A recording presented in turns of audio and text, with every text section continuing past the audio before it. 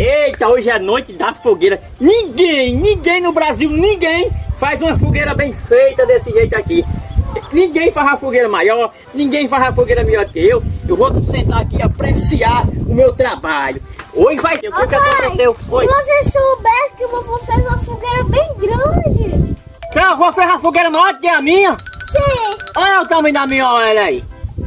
Quer dizer que ele fez uma fogueira bem grande? Custou desse tamanho. Eu não acredito que ele fez não, maior que essa.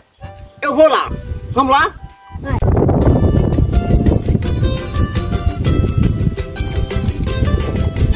Aí, ó. Aí, pai.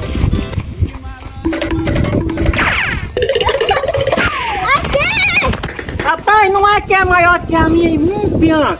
Quem foi que fez essa fogueira? Eu acho que é ali, ó. Ah, mas eu não vou ficar por baixo de ser Joaquim não. Tá vendo o que eu vou fazer? Minha